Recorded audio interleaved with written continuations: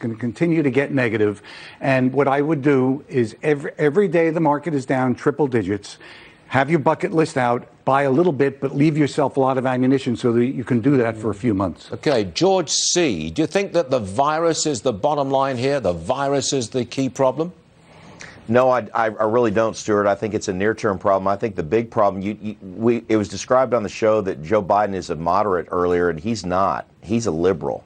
He's a big liberal. And if he or Sanders gets the presidency, that's going to be bad for the economy. I think Bloomberg is the only moderately liberal candidate the Democrats have. So I think that who wins the election next year and who controls the Senate is a bigger factor than the virus. The virus will come and go.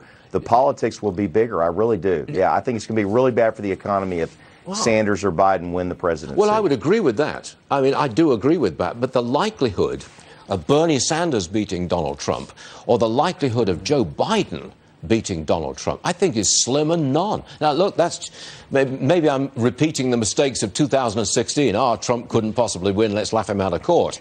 And he won. Maybe I'm doing exactly the same thing with Bernie Sanders and Joe Biden, but I don't think I am.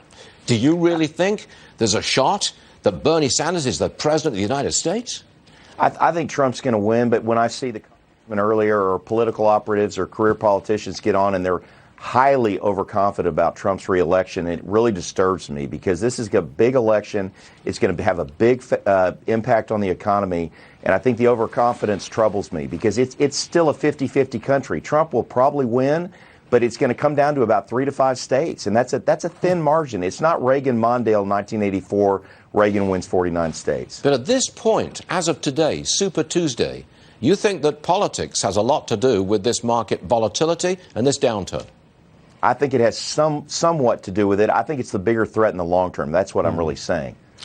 Jim Awad, politics? Yeah, not yet. I think there are too many moving parts. You can't really focus. I would agree with you that I think Sanders would be a big negative for the economy. Yeah. Biden would be less negative. The question becomes who controls Congress. And I can live with Bloomberg, but right now it's the virus. And I think it will cycle into the election once the virus is cured. But right now, it's the virus. Okay, David Barneson's still with us. You wrote the book on Elizabeth Warren and almost single-handedly got her out of the race, I might add. She's still in it, but she's fading fast. Do you think that politics has anything to do with the market today, Super Tuesday?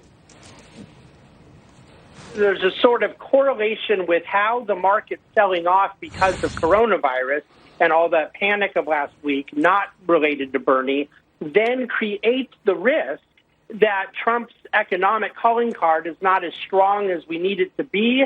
And then, therefore, you get a knock-on effect of, wow, what if you do get Bernie or somebody else? So there's sort of this connection from the dominoes, one sort of begets the other. And that's the concern I think that markets have. I don't totally agree with the other guest that Biden is the same level of risk as Bernie. I think that any scenario where you end up with a candidate versus Trump, who that candidate is not Bernie Sanders or Elizabeth Warren, is better for markets. On the margin, of course, I'm not a Joe Biden supporter either, but I do think that Bernie is the real tail risk for markets. Okay, let's go around the block. Back to you, George C. Do you see any problem with a Bloomberg presidency? For the market, that is. I want to be very clear. I do think Biden is a much lower risk than Sanders, but I think people are underestimating how liberal he is. I think Bloomberg would do a great job on the economy. I'm against him on some issues, but he'd be a great steward of the economy. I have no problem with him on the economics and on the markets. And he wouldn't hurt the market? I don't think so. I think he would help the market. David Barneson, to you now. Mike Bloomberg, a presidency. Would that hurt the market? No, Bloomberg would not hurt the market, and Bloomberg is never, ever, ever going to be your president. Oh, that's true. Okay. Okay. You never know. Yeah, you said that before 2016. At least a lot of people were saying Trump could never be the president, and he is the president. Yep. That's the truth. Got it. Jim Awad, Mike Bloomberg, does he trouble you? No, not at all. As I've said to you in the past, I've had the honor of knowing him over the years, although not recently. He's a very competent, disciplined, fair-minded guy. He wouldn't be quite as good for the markets as Trump, but he'd be good enough. Okay.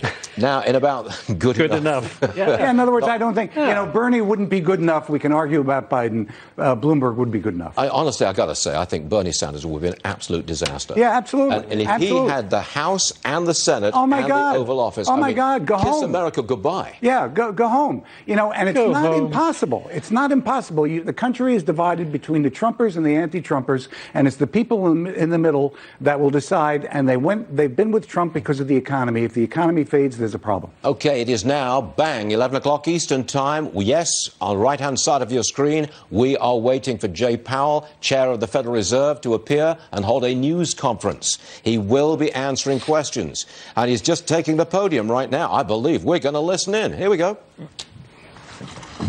Good morning, everyone. Earlier today, the Federal Open Market Committee announced a 0.5 percentage point reduction in the target range for the federal funds rate, bringing that range to 1 to 1.25%. My colleagues and I took this action to help the U.S. economy keep strong in the face of new risks to the economic outlook. The fundamentals of the U.S. economy remain strong.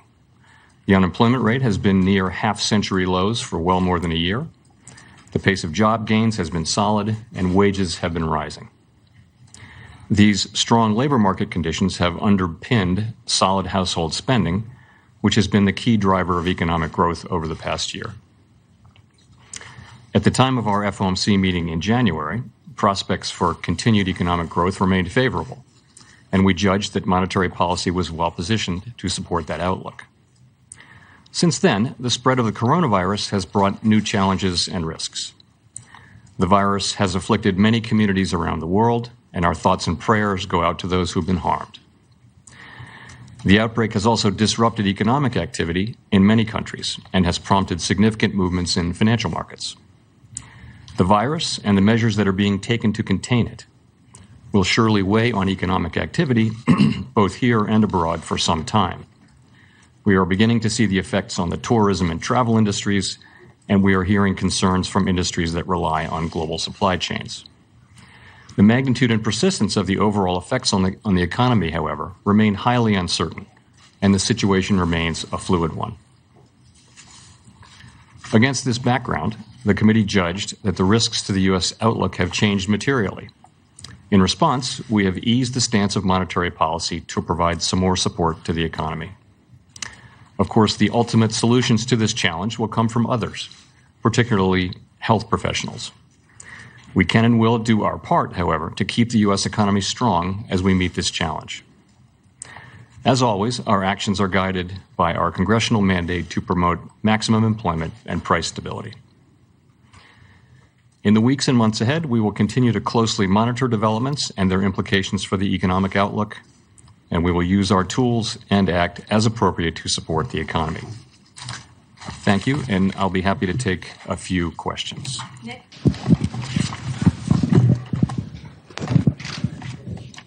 Thank you. Nick Timmeros, The Wall Street Journal.